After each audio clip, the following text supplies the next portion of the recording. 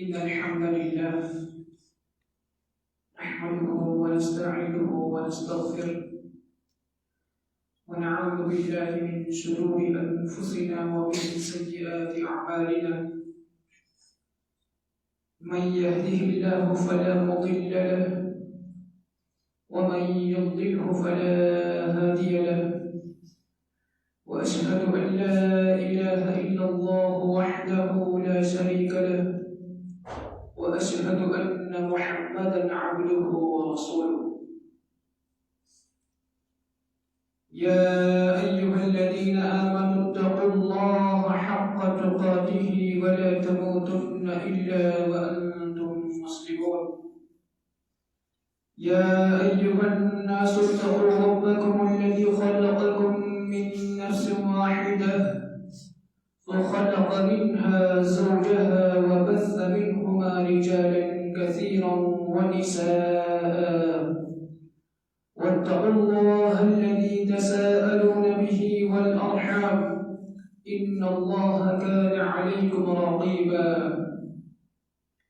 يا أيها الذين آمنوا اتقوا الله وقولوا قولا سديدا يصلح لكم أعمالكم ويغفر لكم ذنوبكم ومن يطع الله ورسوله فقد فاز فوزا عظيما أما بعد فإن خير الحديث كتاب الله وخير الهدي هدي محمد صلى الله عليه وسلم وشر الأمور محدثاتها وكل محدثة بدعة وكل بدعة ضلالة وكل ضلالة في النار. يقول الله سبحانه وتعالى في كلامه المجيد والفرقان الحميد: أعوذ بالله من الشيطان الرجيم بسم الله الرحمن الرحيم والذين جاهدوا فينا لنهدينهم سبلنا وإن الله لمع المحسنين. وقال النبي صلى الله عليه وسلم عن عبد الله بن عمر رضي الله تعالى عنهما عن النبي صلى الله عليه وسلم قال: المسلم من سلم المسلمون من لسانه ويده. تمام قسم کی تعریفیں، حمد و ثنا، کبریائی و بڑائی رب ذوالجلال کے لیے لائق و زیبا ہے،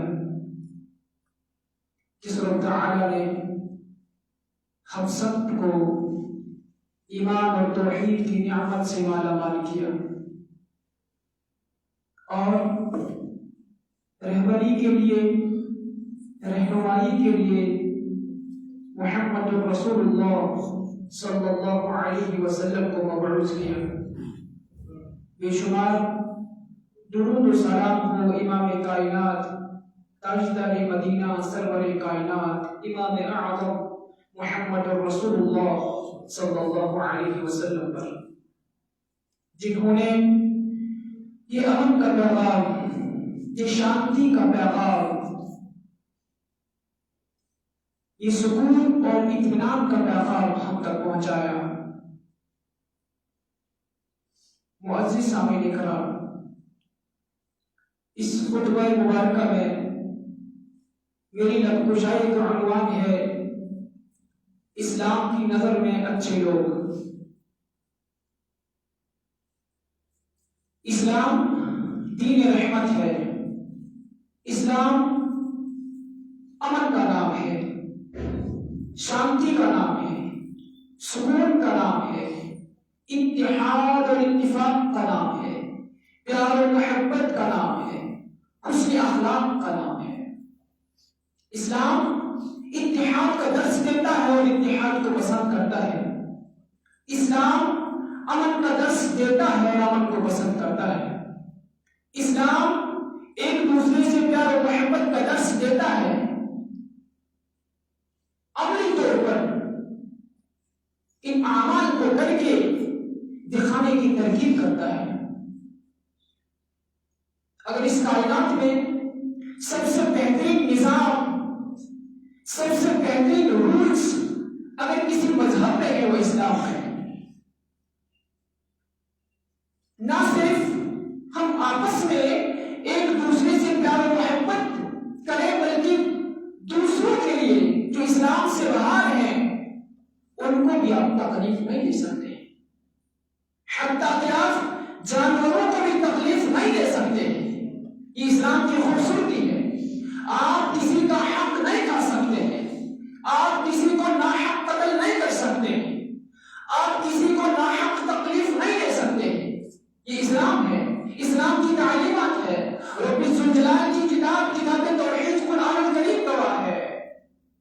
عظیم مذہب ہے، عظیم تعلیم ہے، عظیم تربیت ہے جو آج قرآن کریم کی شکل میں میرے اور آپ کے گھروں میں موجود ہے. لیکن کاش اس کتاب کو پڑھا جاتا، اس کتاب کو سمجھا جاتا، اس کتاب کو پڑھ کر سمجھ کر اس کو پھیلایا جاتا اور عملی طور پر اس کو آزمایا جاتا اور عمل کر کے دکھایا جاتا. تب ہمارا سدھار ممکن تھا، تب حقیقی طور پر یہ دین رحمت میرے اور آپ کے لیے رحمت بن سکتا تھا. تب یہ دین مبین میرے اور آپ کے لیے سکون اور اطمینان کا سبب بن سکتا تھا. لیکن ہم نے اس قرآن کو تخشوں پہ سجایا، گلافوں پہ سجایا، خوشبو سے تر کر دیا. یہ خوشبوئیں لگانے کے لیے نہیں تھا، یہ تخشوں پہ سجانے کے لیے نہیں تھا، یہ گفٹ دینے کے لیے نہیں تھا، بلکہ یہ پڑھنے کے لیے تھا. اور ہر پڑھائی کے بدلے میں، ہر حرف کے بدلے میں، ہر قرات کے بدلے میں، ہر تدبر کے بدلے میں، ہر تفکر کے بدلے میں، ہر تفسیر کے بدلے میں، عمل کے بعد جب آپ اسے نشر کرو گے، دوسروں تک پہنچاؤ گے، رب ذوالجلال کی قسم ہر حرف کے بدلے میں نیکی دی جاتی ہے.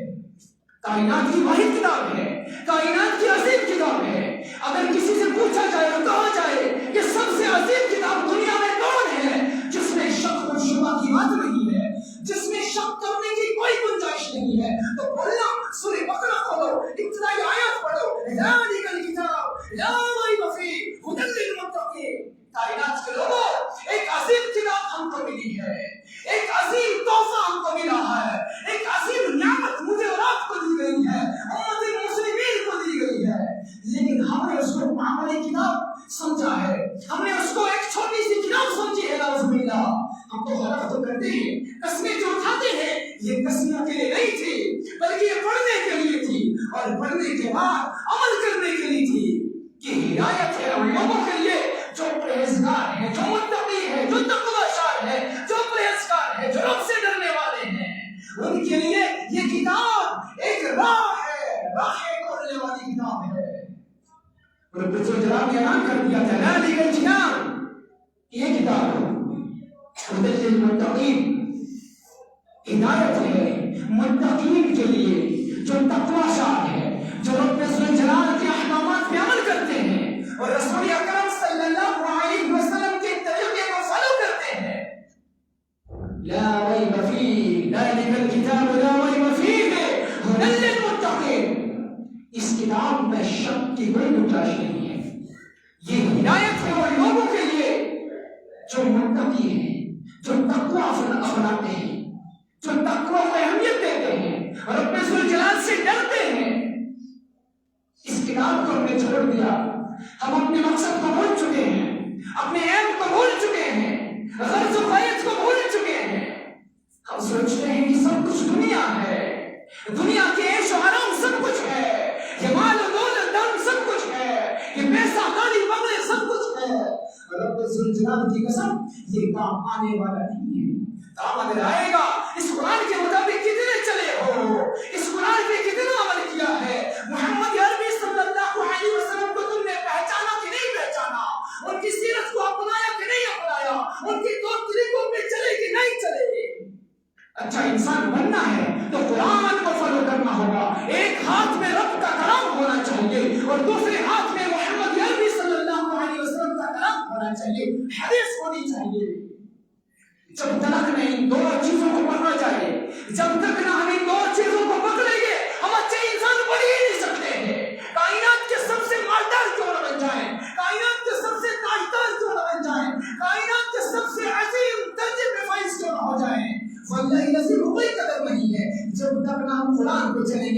محمد کے فرمان پہ چلیں گے. اچھا انسان بننے کے لیے رب ذوالجلال فرماتے ہیں سورۃ العنکبوت آیت نمبر 69 فرماتے ہیں والذین جاہدوا فینا لنہدینہم سبلنا وان اللہ لمع المحسنین.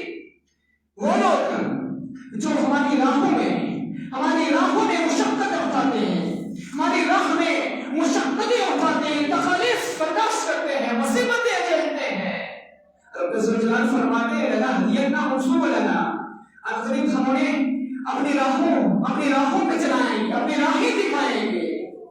یہ راہ ہے دین اسلام, جو اس پہ چلے گا, اس پہ عمل کرے گا, اس کی تبلیغ کرے گا, اس کی نشر و اشاعت کرے گا, اس پر عمل کرے گا, اس کو تکلیفیں پہنچے گی, اس کو مشکلات کا سامنا کرنا پڑے گا, اس کو مشکلاتوں سے گزرنا ہوگا, اس کو لوگوں کے تانے پڑیں گے, لوگوں کے شد و ستم سے گزرنا پڑے گا, لوگوں کی باتوں کو برداشت کرنا پڑے گا, تب جا کے وہ انسان اس راہ پہ چل سکتا ہے.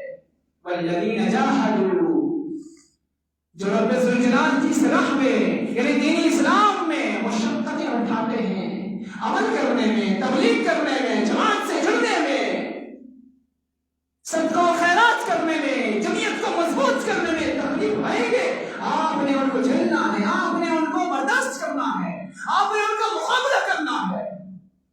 لوگوں کی باتوں سے کوئی نہیں بچا ہے, لوگوں کی باتوں سے کوئی بھی نہیں بچ پائے گا.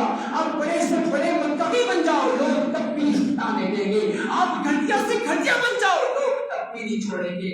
جس درجے میں ہو لوگ چھوڑیں گے نہیں. لوگوں کو باتوں کو چلنے دو, آپ اپنے سفر کو جاری رکھو, اور کیا کہتا ہے کہنے دو, آپ اپنے مقصد کو مت بھولیے گا. رب ذوالجلال کے کلام کو اپنا مشعل راہ بنا دیجیے, اور محمد عربی کو اپنا آئیڈیل بناؤ, اور زندگی گزارنی ہے تو قرآن کے احکامات کے مطابق, محمد کے فرمان کے مطابق گزارنی ہے. تب جا کے یہ زندگی ہمیں اس دنیا میں بھی اور اس آخرت میں بھی کامیابی کا تاج پہنا سکتی ہے.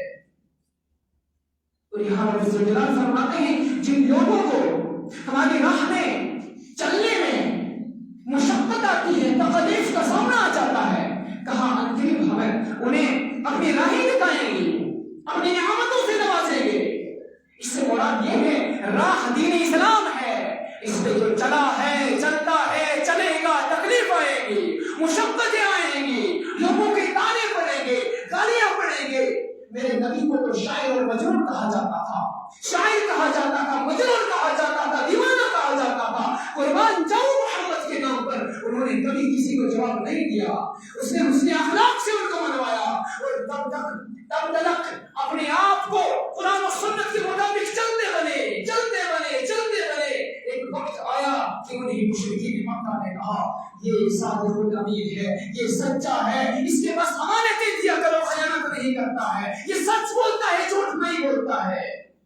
ذرا دیکھو تو صحیح, کون ہے وہ ہستی, کون ہے ہمارا آئیڈیل, کون ہے ہمارا رہنما, وہ جس کو دشمن بھی کہتے ہیں یہ سچا ہے, یہ محب اللہ ہے, اللہ سے محبت کرنے والا ہے, یہ اللہ رب العزت کا پیارا بندہ ہے, یہ تو سچ بولتا ہے, یہ تو امانت میں خیانت نہیں کرتا ہے. ہمارا حشر تو یہ ہے کہ امانتوں میں تو خیانت تو یہ تو عام سی بات ہے. ہم سے تو اپنا بھائی بھی محفوظ نہیں ہے, ہم سے تو اپنا باپ بھی محفوظ نہیں ہے, ہم سے تو اپنی اولاد بھی محفوظ نہیں ہے. کیا ہماری اولاد ہم سے محفوظ نہیں ہے نا؟ بالکل نہیں ہے. اگر ہوتی تو اچھی تربیت کی ہوتی, اگر ہم سے ہماری اولاد محفوظ ہوتی تو ہم نے قرآن کی تعلیم دی ہوتی, ہم نے حدیث کی تعلیم دی ہوتی. اگر آج ہماری بچی میں حجابی ہے تو ہم ان کے لیے درست نہیں ہے, ہم اس کے لیے درست نہیں ہے, ہم ان کے لیے درست نہیں ہے, ہم درست ثابت نہیں ہو پا رہے ہیں, کیونکہ ہم نے اس بچی کو قرآن کی تعلیم نہیں دی, ہم نے اس بچی کو رب ذوالجلال کا فرمان نہیں سنایا. اگر آج میرا بچہ بے نمازی ہے تو وہ باپ مسلمان ہے جس نے اس کو نماز نہیں سکھائی, جس نے اس کو نماز کی ترغیب نہیں دی, جس نے اس کو مکتبے میں بھیجنا گوارا نہیں کیا. حد تو یہ ہے مکتبے میں پیسہ دینا بھاری پڑ جاتا ہے, لیکن جب سائنس کی بات آتی ہے, بایولوجی کی بات آتی ہے, میتھمیٹکس کی بات آتی ہے, ٹیوشن کے نام پہ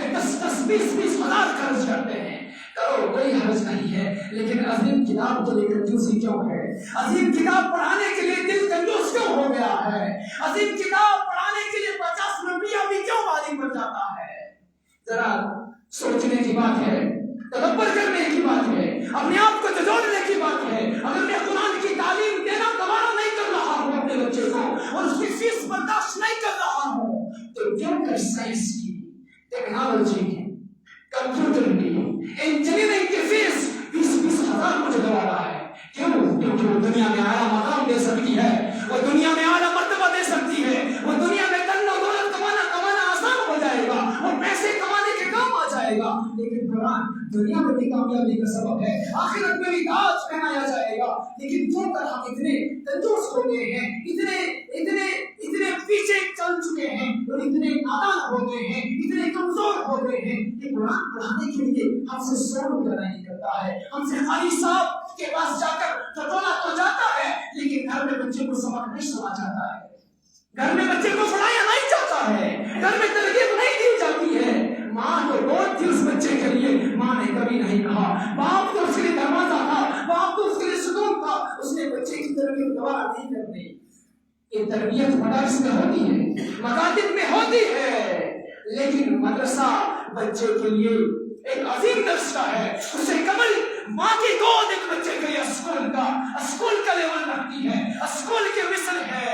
جب تلک نواز اس کی تربیت کرے گی، جب تلک نواز اس کی تربیت کے لیے ابھارے گا اور اس کو خوف میں رہے گا، اس کی محافظ بن جائے گا، اس کو حفاظت میں رکھنے کی کوشش کرے گا، تب تک نوجوان نسل کبھی سدھر نہیں سکتی ہے۔ ہم بہت نادان ہو چکے ہیں، ہمارا ایمان بہت کمزور ہو گیا ہے، دنیا کی محبت میں، دولت میں، موج و مستی میں، عیش و آرام کے پیچھے پڑ چلے ہیں۔ ہم نے سوچا ہے پیسے کما لیں گے یہی کامیابی ہے، نہیں، کامیابی پیسوں میں نہیں ہے۔ وہ پیسہ اگر آپ نے حلال طریقے سے کمایا، قرآن کے مطابق کمایا، حلال طریقے سے احکام قرآن کے مطابق کمایا، تو آپ کے لیے وہ نجات کا ذریعہ ہے اور درست ہے، اور اگر ناجائز طریقے سے کمایا تو دنیا میں بھی ذلت کا سبب ہوگا اور آخرت میں بھی ایک انسان کے لیے ذلت کا سبب بن جائے گا۔ ہمیں غور کرنے کی ضرورت ہے، ہم کیسے اچھے انسان بن سکتے ہیں۔ رب الجلال فرماتے ہیں جو اس ہماری راہ پہ چل پڑے گا، تکلیفیں اٹھائے گا، ہم اس کے لیے اپنی راہیں کھول دیں گے، اپنی نعمتیں کھول دیں گے۔ یعنی دنیا میں بھی قرآن پر عمل کرنے والا، احادیث پہ عمل کرنے والا کامیابیوں سے نوازا جائے گا، اور آخرت میں بھی جنت کی نعمت سے مالا مال کر دیا جائے گا۔ رسول اکرم صلی اللہ علیہ وسلم فرماتے ہیں، عبداللہ بن عمر فرماتے ہیں کہ رسول اکرم صلی اللہ علیہ وسلم فرماتے ہیں المسلم من سلم المسلمون من لسانه ويده، مسلمان وہ ہے جس کے ہاتھ سے اور جس کی زبان سے دوسرا مسلمان محفوظ رہے۔ بہترین انسان بننا ہے تو اپنے آپ سے، اپنے نفس سے کسی اور کو تکلیف نہیں دینی ہے، چاہے آپ کی تکلیف ہاتھ سے ہو، آپ کی تکلیف زبان سے ہو، آپ کی تکلیف ہاتھ کے ذریعے سے قلم سے بھی ہو سکتی ہے، آپ کی تکلیف آپ دیکھتے ہیں روزمرہ کی زندگی میں آگ لگائی جاتی ہے، جنگلات کو جلا دیا جاتا ہے، آپ اپنے ہاتھ سے کائنات کے لوگوں کو تو چھوڑیے، ان چرند پرند کو، ان جانوروں کو جلا رہے ہیں۔ آپ تو انسان کو تکلیف نہیں دے سکتے ہیں، اپنے دشمن کو ناحق تکلیف نہیں دے سکتے ہیں، مسلمانوں کو ناحق تکلیف ہاتھ سے بھی نہیں دے سکتے ہیں، زبان سے بھی نہیں دے سکتے ہیں۔ تو کیسے جائز ہو سکتا ہے کہ آپ حکومت کی خلاف ورزی کر کے پوری جنگلات کو آگ کی ضبط میں لا کر کتنے ہی جانوروں کو بے جان کر دیتے ہو؟ کون ہے ذمہ دار؟ وہ ماں، وہ باپ، وہ بھائی، وہ بہن جس نے اس بچے کی تربیت نہ کی، جو آج ہمارا پھر رہا ہے، جو مرضی ہے وہ کرتا ہے۔ کون ہو سکتا ہے؟ ہم ہی میں سے تو وہ لوگ ہوں، اور ہم ہی میں سے وہ لوگ ہو سکتے ہیں جو جنگلات کو آگ کے حوالے کر رہے ہیں، اور بے شمار جانور جل کر راکھ ہو جاتے ہیں۔ آپ نے سوشل میڈیا پہ دیکھا ہوگا، بے شمار جگہوں پہ آگ لگائی جا رہی ہے۔ لوگوں یہ جائز نہیں ہے، اسلام اس کی قطعی اجازت نہیں دیتا ہے، آپ اس کے مستحق نہیں ہے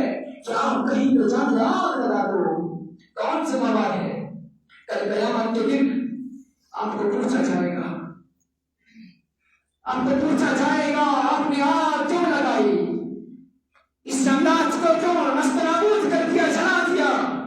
یہ چرند پرند جو اپنا گزارا کر رہے تھے، اپنا گزارا کر رہے تھے، آپ کو پالنا پوسنا تو نہیں تھا، لیکن آپ نے ان کو کیوں جلایا؟ آپ نے ان کو جلا کر کیوں راکھ کر دیا؟ یہ تربیت کی کمی کی علامت ہے۔ یہ وہ لوگ ہیں جن کو اسلام کی تربیت نہیں ہے، یہ وہ لوگ ہیں جنہیں دین اسلام کی بو تک نہ لگی ہے، جو لوگ ایسے فتنے اور فسادات برپا کر رہے ہیں۔ اللہ کے نبی صلی اللہ علیہ وسلم نے تو واضح کر دیا تھا کہ مسلمان وہ ہے جس کے ہاتھ سے کسی دوسرے مسلمان کو تکلیف نہ لگے، جس کی زبان سے کسی دوسرے مسلمان کو تکلیف نہ لگے۔ اور مسلمان بننے کے لیے ہمیں محمد رسول اللہ صلی اللہ علیہ وسلم کے طور طریقے کو اپنانا ہوگا، پڑھنا ہوگا، غور و فکر کرنا ہوگا، مطالعہ کرنا ہوگا، تب جا کے ہم قرآن کے مطابق چل سکتے ہیں، محمد کے فرمان کے مطابق چل سکتے ہیں۔ گویا جو شخص فتنہ فساد برپا کرتا ہے، چاہے ہاتھ سے فتنہ برپا کرے، چاہے زبان سے فتنہ برپا کرے، چاہے اپنے قلم سے فتنہ برپا کرے، چاہے اپنے کردار سے، اپنے افعال سے، اپنے کثرت سے، اپنے حسن اخلاق سے فتنے برپا کرتا ہے، کل قیامت میں پوچھا جائے گا اس کے جائز نہیں کہ کسی دوسرے کو تکلیف دینا، پھر کیسے جائز ہو سکتا ہے ایک بڑی فیل کو آگ لگا کے جو ہے چلا کے تباہ و برباد کر دے۔ ہم تب تک صحیح مسلمان ہو نہیں سکتے ہیں جب تک ہم خود کو محمد رسول اللہ کے نقش قدم پر چلائیں گے، اور محمد رسول اللہ وہ ہے جن کے حسن اخلاق کی مثال قرآن دیتا ہے، جس کے حسن اخلاق کی سند قرآن پیش کرتا ہے۔ رب ذوالجلال فرماتے ہیں سورۃ القلم آیت نمبر 4، وَإِنَّكَ لَعَلَىٰ خُلُقٍ عَظِيمٍ۔ نبی اکرم صلی اللہ علیہ وسلم کے اخلاق کے بارے میں کہا جا رہا ہے، آپ اخلاق کے بلند و بالا مرتبے پہ فائز ہے۔ یہ اخلاق، حسن اخلاق صرف یہ نہیں ہے کہ ہم میٹھی میٹھی باتیں کریں، ہم اچھا لباس پہنے، دوستوں کے ساتھ میٹھی باتیں، لیکن جب گھر ماں کے پاس آئے تو زوردار طریقے سے زہریلی زبان استعمال کرے۔ نہیں، حسن اخلاق یہ ہے کہ آپ کے عمل بھی درست ہو، آپ کا قول بھی درست ہو، آپ کے افعال بھی درست ہو، آپ کا چلن بھی درست ہو، آپ کی بات کرنے کا سٹائل، بات کرنے کا طریقہ وہ بھی محمد رسول اللہ کے مطابق ہو، آپ کی چلنے کا طریقہ محمد رسول اللہ کے مطابق ہو، آپ کو والدین کے سامنے بات کرنے کا طریقہ محمدی ہو، استاد کے سامنے بات کرنے کا طریقہ محمدی ہو، اسکول جا رہے ہو تو محمدی ہو، مسجد آ رہے ہو تو محمدی ہو، نماز ہو تو محمدی ہو، روزہ ہو تو محمدی ہو، زکات ہو تو محمدی ہو، صدقات ہو تو محمدی ہو، زندگی کا ہر شعبہ، ہر لحظہ، ہر لمحہ، ہر سانس محمدی ہو۔ یہ حسن اخلاق ہے۔ ہم نے ایک لفظ کو رٹا ہوا ہے، ایک طریقے کو رٹا ہوا ہے، پوری زندگی محمد کے طریقے اس کے ساتھ بتانے کو حسن اخلاق کا نام دیا جاتا ہے۔ لوگوں یاد رکھو، یہ حسن اخلاق کلام کی مٹھائی نہیں ہے، تقریر کی مٹھائی نہیں ہے، یہ عمل سے ثابت کرنا ہے، کردار سے ثابت کرنا ہے، طور طریقے سے ثابت کرنا ہے، عادات سے ثابت کرنا ہے، اداؤں سے ثابت کرنا ہے۔ ہاں میں محمدی ہوں، میں ماں باپ کا فرمانبردار ہوں، ماں باپ کے سامنے نرم لہجے سے بات کرتا ہوں، استاد کے سامنے نرم لہجے سے بات کرتا ہوں، اور جب بازار جاتا ہوں نظریں چھوٹا کے چلتا ہوں۔ لڑکی یوں منحج بنا لے، بازار جائے تو حجاب پہن کے جائے، سکول جائے تو حجاب پہن کے جائے، سکول سے آئے تو حجاب پہن کے آئے، کسی غیر محرم کے ساتھ کوئی دوستی نہیں، کوئی تعلق نہیں، کوئی فرینڈشپ نہیں، کوئی محبت نہیں، کوئی عاشقی نہیں، یہ جائز نہیں ہے۔ ہر شخص سے بچنا اور غیر پہ چلنا اس نے اخلاق ہے۔ یاد کرو محمد رسول اللہ صلی اللہ علیہ وسلم کو حسن اخلاق کا بہتر، حسن اخلاق کا نمونہ رب نے سند دے دی۔ وَإِنَّكَ لَعَلَىٰ خُلُقٍ عَظِيمٍ۔ یہ نبی صلی اللہ علیہ وسلم آپ یقیناً اخلاق کے بڑے بلند و بالا مرتبے پہ فائز ہیں۔ محمد صلی اللہ علیہ وسلم جس کے نقش و قدم پہ چلنا میرے اور آپ کے لیے راہ ہدایت ہے، جس کے نقش قدم کو اپنانا مجھے اور آپ کو نجات پانے کے اسباب میں سے ہے۔ ان کو حسن اخلاق کی سند دی رب ذوالجلال نے، انہیں اس طریقے سے حسن اخلاق پہ عمل کیا، حسن اخلاق پہ چلے، حسن اخلاق کو عمل سے ثابت کیا۔ عائشہ رضی اللہ تعالی عنہا سے پوچھا جا رہا ہے سئلت عائشہ عن خلق رسول اللہ صلی اللہ علیہ وسلم فقالت كان خلقه القرآن. پوچھنے والے نے عائشہ رضی اللہ تعالی عنہا سے پوچھا نبی اکرم صلی اللہ علیہ وسلم کے اخلاق کے بارے میں کہ آپ صلی اللہ علیہ وسلم کے اخلاق کیسے تھے. عائشہ نے جواب دیا كان خلقه القرآن. اس کے اخلاق تو قرآن ہے, اس کا اخلاق تو قرآن ہے, یعنی وہ قرآن کے مطابق چلا کرتا تھا, قرآن کے احکامات پہ عمل کرتا تھا, قرآن کے احکامات پہ تدبر کرتا تھا, غور کرتا تھا اور اس کے مطابق عمل کرتا تھا. ہمارا کیا جس کا اٹھنا, جس کا بیٹھنا, جس کا کھانا, جس کا پینا, جس کا ہر سانس قرآن کے مطابق ہو. لوگوں وہی میرے باپ کے لیے نجات کا ذریعہ ہے, وہی میرے اور آپ کے لیے ہدایت کا ذریعہ ہے. آج اگر مجھے اور آپ کو اس پرفتن دور میں جینا ہے اور کامیابی کی امید لگائی رکھنی ہے تو محمد کو عیدل بنانا پڑے گا, محمد کے اصحاب کے طریقے کو اپنانا پڑے گا, ائمہ اربعہ کے طریقے کو اپنانا پڑے گا. اور اس پرفتن دور میں علماء کرام, کبار علماء کے نقش قدم پر چلنا ہوگا. ان سے پوچھ کے ان کے صحبت میں رہ کر زندگی گزارنی پڑے گی. ورنہ چاروں طرف سے فتنہ ہے. شیطان تو دشمن تھا لیکن شیطان نے بڑے دشمن تیار کر رکھے ہیں. جدھر دیکھو ادھر فتنہ, جہاں دیکھو ادھر فتنہ, گھر میں فتنہ, بازار میں فتنہ, کوئی جگہ خالی نہیں بچی ہے. کیسے نجات پا سکتے ہیں, کیسے اچھے انسان بن سکتے ہیں؟ جب تک نہ ہم محمدی طریقہ اپنائیں گے تب تک ہم اچھا انسان نہیں بن سکتے ہیں. ہم اپنے گھر والوں کے لیے تب تک درست, صحیح, نفع بخش, فائدہ مند ثابت نہیں ہو سکتے ہیں جب تک نہ ہم قرآن پہ عمل کرنے والے ہوں گے. ایک والد گھر کے لیے فائدہ مند, نفع بخش نہیں ہو سکتا ہے جب تک نہ وہ قرآن پہ چلے اور قرآن پہ چلنے کے بعد اپنی فیملی کو, اپنے بال بچوں کو بھی قرآن پہ چلنے کی دعوت نہ دے. بھلا کیسے ہو سکتا ہے؟ آدمی دعویٰ کرے گا میں سب سے اچھا ہوں, گھر میں بھی اچھا ہوں, معاشرے میں بھی اچھا ہوں. کوئی دعویٰ تو کرے گا لیکن اچھا نہیں ہو سکتا ہے. اچھا وہ ہے جو سب سے پہلے خود کو ایکسپٹ کرے کہ مجھے قرآن کے احکامات پہ چلنا ہے, پھر چل کر دکھائے, اور چل کر دکھانے کے بعد خود کی فکر کرے, اور جب خود فکر کرے گا پھر اپنی بیوی کی, اپنے بچوں کی فکر کرے. یہ کی وجہ ہے اعلان خداوندی ہے, انفسکم واہلیکم نارا. ہر گھر کے سرپرست کو کہا جا رہا ہے پہلے خود کو بچانا, جہنم کی آگ سے خود کو بچانا. وہ ہے کہ خود کو قرآن بنا دے, قرآن والا بنا دے, قرآن پڑھنے والا, قرآن پڑھانے والا, قرآن سمجھنے والا اور قرآن پہ عمل کرنے والا بن جا. واہلیکم نارا. اپنے اہل و عیال کو بچا, اپنے اہل و عیال کو بھی قرآن کی تلقین کر, قرآن کی تربیت دے, محمد کی تربیت دے, اصحاب کی تربیت دے, صالحات کی تربیت دے, ان کے نقش قدم کو اجاگر کر دے, تب جا کر ہمارا معاشرہ, ہمارا گھر سدھر سکتا ہے. ہم نے اسلام کو معمولی سمجھا ہے, واللہ العظیم اسلام کے بغیر یہ زندگی ناقص ہے, بے فضول ہے, بے فائدہ ہے, کچھ بھی قیمت نہیں ہے. اور حسن اخلاق کی قیمت تو دیکھیں گے کل قیامت کے دن جب میزان پہ اعمال کو دھونا چاہے گا. حسن اخلاق سے بڑھ کر کوئی چیز نہیں ہوگی.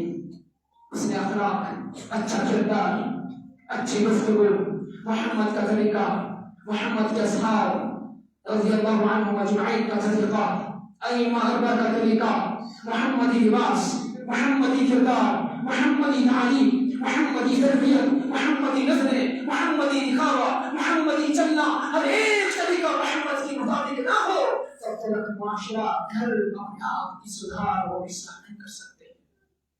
رسول اکرم صلی اللہ علیہ وسلم فرماتے ہیں کہ نبی اکرم صلی اللہ علیہ وسلم لم يكن النبي صلى الله عليه وسلم فاحشا, نبی اکرم صلی اللہ علیہ وسلم بد زبان نہیں تھے. آج کل کی جنریشن, نونہال نسل بد زبانی کا شکار ہوتی ہے. والدین کے سامنے اونچی آواز میں, صرف آواز میں نہیں بلکہ کہا جاتا ہے میرے کو فلاں کام نہیں کرنا ہے, میں نہیں کروں گا, میرے کو نہیں کرنا, خود جا کے کرو. کون ذمہ دار ہے؟ وہی والد جس کو بیٹا آگے سے انگلی اٹھا رہا ہے, وہی ذمہ دار ہے اسی نے اس بچے کو کیونکہ اس نے بچے کی تربیت نہیں کی، اس نے بچے کی وہ تربیت نہیں کی جو کرنی تھی۔ حالانکہ بچے کی تربیت اس بات کے لیے لازم تھا، واجب تھا کہ اس کی تربیت کرنی تھی، لیکن اگر بگڑ گیا پھر آگے کہتے ہیں مولوی صاحب تھوڑی سی تربیت مضبوط ہونی چاہیے، تھوڑا سا ڈرنا چاہیے۔ ارے والد صاحب تیرے سے نہیں ڈرتا ہے، مولوی صاحب سے کہیں کو ڈرے گا؟ آپ سے نہیں ڈرتا ہے، مولوی صاحب سے کہاں ڈرے گا؟ جب تم نے بگاڑا اب دوسرا کیوں سدھارے گا؟ کس کی ذمہ داری ہے؟ ہر فرد کی، ہر فرد کی ذمہ داری ہے، ہر والد کی ذمہ داری ہے، ہر والدہ کی ذمہ داری ہے۔ محمد صلی اللہ علیہ وسلم کی طریقے کو، سیرت کو پڑھو۔ محمد فاحش نہیں تھے، بدزبان نہیں تھے، ولا متفحشا، اور نہ لڑائی جھگڑے کرنے والے تھے۔ نبی اکرم صلی اللہ علیہ وسلم اگر میرے اور آپ کے لیے آئیڈیل ہے تو پھر ہر لحظہ، ہر لمحہ، ہر ٹائم میرے اور آپ کے لیے آئیڈیل رہیں گے۔ جب تک زندہ ہیں تب تک وہ آئیڈیل ہے ہمارے لیے، روز قیامت تک آنے والی نسل کے لیے اگر وہ آئیڈیل ہے، رہنما ہے، رہنما ہے، نمونہ ہے، تو محمد رسول اللہ صلی اللہ علیہ وسلم ہے۔ اور جس نے محمد کو فالو کیا، محمد رسول اللہ سے محبت کا دعویٰ کیا اور ثابت کر کے دکھایا، گویا اس نے اللہ رب العزت سے محبت کی۔ عبداللہ ابن عمر فرماتے ہیں کہ رسول اکرم صلی اللہ علیہ وسلم نہ تو بدزبان تھے اور نہ ہی لڑائی جھگڑے کرنے والے تھے۔ آج کے معاشرے میں بدزبانی کے ذریعے سے بڑے بڑے فتنے وجود میں آتے ہیں، لڑائی جھگڑے دنگا فساد ہوتا ہے، وجہ بنتی ہے زبان کا غلط استعمال، زبان کا درست استعمال نہ ہوتا ہے۔ رسول اکرم صلی اللہ علیہ وسلم میرے اور آپ کے لیے اور پوری کائنات کے لیے رہبر و رہنما ہے۔ اس کے اخلاق میرے اور آپ کے لیے نمونہ ہے۔ جب تک ہم اس کے اعمال کو آئیڈیل بنائیں، اس کے اعمال کے مطابق زندگی گزاریں گے، تب تک میری اور آپ کی زندگی کا کوئی فائدہ نہیں ہے، کوئی فائدہ نہیں ہے۔ اعمال کے اعتبار سے، صفات کے اعتبار سے، اس کے اخلاق کے اعتبار سے، دینداری کے اعتبار سے اور کسی اور اعتبار سے ہے، یہاں تک کہ تجارت آپ کی ہو رہی ہے، محمد رسول اللہ کے مطابق ہونی چاہیے۔ آپ مدرس ہیں، آپ ٹیچر ہیں، آپ مدرس ہو تو محمد کے طریقے پہ ہونا چاہیے۔ آپ کہیں ناحق پیسہ خرچ مت کرنا، آپ دکانداری کر رہے ہیں، عدل انصاف کا میزان قائم بنائے رکھنا۔ آپ کسی اسکول کو چلاتے ہیں، محمد رسول اللہ کی تعلیم و تربیت کا آپ وہاں پہ اہتمام کرنا آپ کے لازم ہے۔ آپ کے تحت چل رہا ہے، آپ سے قیامت کے دن پوچھا جائے گا تمہارے تحت تھا، تمہارے ہاتھ میں تھا، کیا تم نے ان بچوں کی اسلامی تربیت کروائی تھی؟ کیا تم نے اس میں رہ کر، اس عہدے پہ فائز ہو کر قرآن کی تربیت کا آغاز کروایا تھا؟ کیا تم نے یہاں پہ ہر نسل کو قرآن کی تربیت کروائی تھی، حدیث کی تربیت کروائی تھی، سیرت کی تربیت کروائی تھی یا نہیں کروائی تھی؟ کلکم راعٍ وکلکم مسئول، ہر ایک کو پوچھا جائے گا، ہر ایک سے سوال کیا جائے گا، جو جس بھی عہدے پہ فائز ہے پوچھا جائے گا، اس کے ماتحت کے بارے میں، ماتحت جو کچھ ہے اس کے بارے میں پوچھا جائے گا۔ اللہ رب العزت سے دعا کرتا ہوں الہ العالمین ہم سب کو بہترین مسلمان بننے کی توفیق عطا فرمائے، اور ہم سب کو اپنی اور اپنے اہل و عیال کی اصلاح کرنے کی توفیق عطا فرمائے۔ الہ العالمین ہم سب کو قرآن و سنت کے مطابق زندگی گزارنے کی توفیق عطا فرما۔ الہ العالمین ہم سب کی ایمان میں تقویت اور مضبوطی عطا فرما۔ الہ العالمین اس پرفتن دور میں ہمارے ایمان کی حفاظت فرما، ہمارے نونہال نسل کے ایمان کی حفاظت فرما۔ الہ العالمین خصوصاً نونہال نسل میں لڑکیوں کی حفاظت فرما، ہمارے نونہال نسل میں لڑکیوں کی حفاظت فرما۔ پروردگار ہم سب قرآن و سنت کے مطابق چل رہے ہیں، الہ العالمین مضبوطی سے چلنے کی توفیق عطا فرما، توحید و سنت پر ثابت قدم رکھنا۔ الہ العالمین جب تک ہم اس دنیا میں زندہ ہیں ہمیں توحید پر قائم رکھنا۔ وآخر دعوانا